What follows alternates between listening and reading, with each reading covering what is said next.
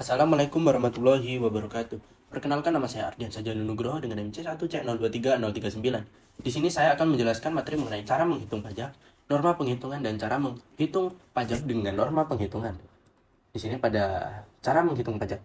Cara penghitungan pajak terbaru menggunakan PPh pasal 21, tarif efektif rata-rata atau TER. Dengan adanya skema tarif efektif PPh 21 atau TER ini, maka penghitungan pajak penghasilan pasal 21 jadi lebih simpel. Yang pertama, di sini pegawai tetap. Nah, teman-teman bisa membaca di sini ada rumusnya. Nah, kita masuk pada contoh soal. Tuan R bekerja pada perusahaan PT ABC dan memperoleh gaji sebulan sebesar 10 juta rupiah dan membayar iuran pensiun sebesar 100.000 rupiah per bulan. Tuan R menikah dan tidak memiliki tanggungan. Di sini masuk pada PTKP K0. Penyelesaian. Tarif efektif yang dikenakan adalah 2%. Pada Januari sampai November, 2% dikali 10 juta sama dengan 200.000 per bulan. Dan pada Desember, 2.715 dikurang, buka kurung, 11 dikali 200.000 sama dengan 515. 2.715 ini berasal dari penghitungan PPh 21 TER Desember. Gaji sama dengan 120 juta. Di sini dikurangin dengan biaya jabatan. 5% dikali 120 juta sama dengan 60 juta. Sama dengan 6 juta. Iuran pensiun sama dengan 1.200.000. Penghasilan neto sama dengan 112 juta 800. PTKP setahun 58.500. PPh kena pajak setahun sebesar 54.300.000 rupiah. PPh pasal 21 terutang. 5% dikali 54.300 sama dengan 2.715.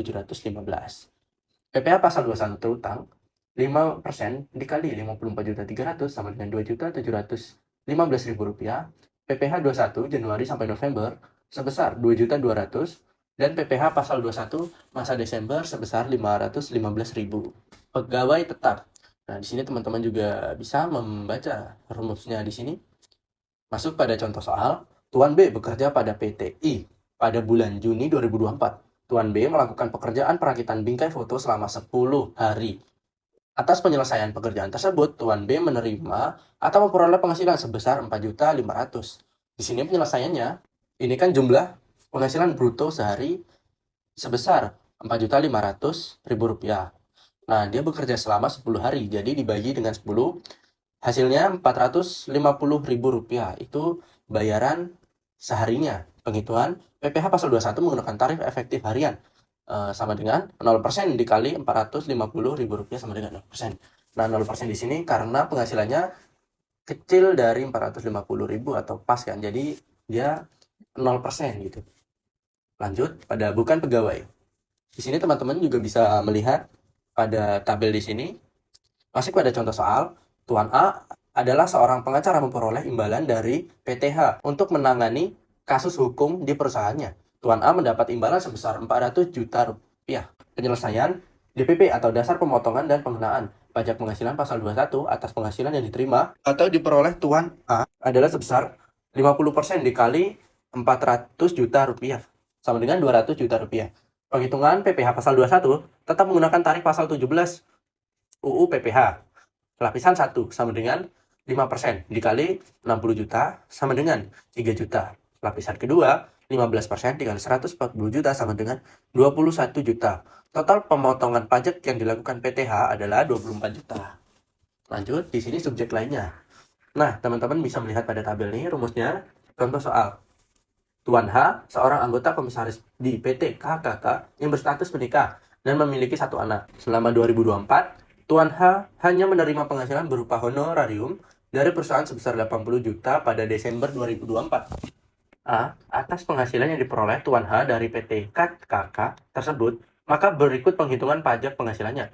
Tuan H menikah dan punya 1 tanggungan, maka status PTKP-nya adalah kawin 1 tanggungan. B. Sesuai penghitungan tarif efektif rata-rata bulanan, perhitungan pemotongan PPh 21 atas honorarium Tuan H menggunakan tarif kategori TER B.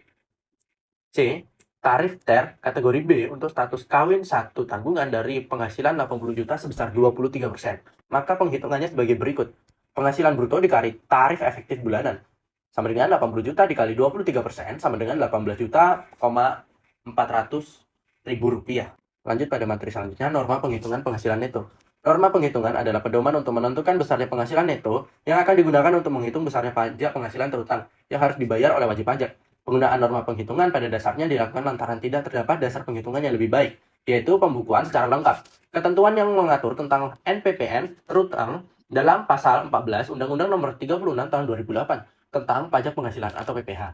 Melalui bilet ini diatur kriteria wajib pajak yang diperbolehkan menggunakan NPPN dan persyaratan lainnya yang harus dipenuhi. Syarat boleh menggunakan NPPN. Yang pertama, penghasilan bruto setahun di bawah 4,8 miliar. Yang kedua, wajib menyelenggarakan pencatatan. Yang ketiga, penghasilan yang diperoleh tidak dikenai PPh final. Yang keempat, harus memberitahukan kepada Direktorat Jenderal Pajak atau DJP paling lama 3 bulan sejak awal tahun pajak yang bersangkutan untuk menggunakan NPPN. Dapat mengajukan penggunaan NPPN kepada DJP dengan cara berikut. Yang pertama, secara elektronik, melalui daring atau online. Di sini dapat membuka web www.pajak.go.id. B. Kontak center DJP.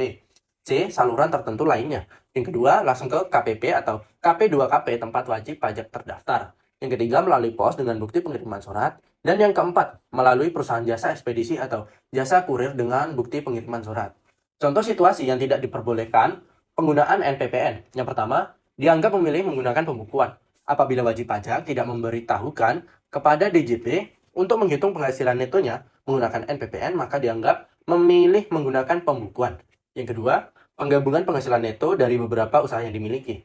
Apabila wajib pajak memiliki lebih dari satu atau beberapa usaha atau pekerjaan bebas, maka penghasilan dari masing-masing usaha atau pekerjaan bebas tersebut harus dihitung penghasilan netonya. Nah, di sini cara menghitung pajak menggunakan norma penghitungan. Tuan A, seorang pengusaha pedagang besar dan berdomisili di Jakarta, memperoleh penghasilan bruto sebesar 3,5 miliar setahun dan melakukan pencatatan atas usahanya tersebut. Tuan A berstatus menikah dan memiliki 1 anak, jadi dia termasuk ke golongan kawin dan memiliki 1 tanggungan. Guna mengetahui besar pajak penghasilan yang dikenakan atas penghasilan dari usaha Tuan A, maka harus menghitung penghasilan neto menggunakan NPPN terlebih dahulu. Berikut tahap penghitungannya. Nah, yang pertama mencari tarif persentase penghitungan netonya. Kode KLU Perdagangan Besar CAT 46634. Tarif persentase NPPN Perdagangan Besar CAT untuk wilayah ibu kota Provinsi Jakarta sebesar 25%. Yang kedua, menghitung penghasilan neto. Sama dengan 3,5 miliar dikali dengan 25% sama dengan 875 juta rupiah. Yang ketiga, menghitung penghasilan kena pajak. Penghasilan neto dikurang PTKP, kawin, dan memiliki 1 tanggungan. Sama dengan 875 juta rupiah dikurang 63 juta rupiah. Sama dengan 812 juta rupiah. Yang keempat, menghitung PPh terhutang.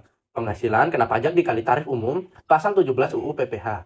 Penghitungannya di sini 5% dikali 60 juta sama dengan 3 juta, 15% dikali 200 juta sama dengan 30 juta, 25% dikali 500 juta sama dengan 125 juta, dan 30% dikali 158 juta sama dengan 47 juta 400. Total PPh terhutang sebesar 205 juta 400 ribu rupiah. Baiklah, dari materi tadi kita dapat menarik kesimpulan dalam menghitung pajak di Indonesia. Indonesia menggunakan cara terbaru dengan menggunakan PPh pasal 21 tarif efektif rata-rata atau TER. Dengan adanya skema tarif efektif PPh 21 TER ini, maka penghitungan pajak penghasilan pasal 21 jadi lebih simpel. Norma penghitungan adalah pedoman untuk menentukan besarnya penghasilan neto yang akan digunakan untuk menghitung besarnya pajak penghasilan terutang yang harus dibayar oleh wajib pajak. Penggunaan norma penghitungan pada dasarnya dilakukan lantaran tidak terdapat dasar penghitungan yang lebih baik, yaitu pembukuan secara lengkap. Ketentuan yang mengatur tentang NPPN tertuang dalam pasal 14 Undang-Undang Nomor 36 Tahun 2008 tentang pajak penghasilan atau PPh. Melalui bilet ini diatur kriteria wajib pajak yang diperbolehkan menggunakan NPPN dan persyaratan lainnya yang harus dipenuhi. Sekian materi yang dapat saya jelaskan. Bila ada salah kata dalam penyampaiannya, saya mohon maaf. Terima kasih.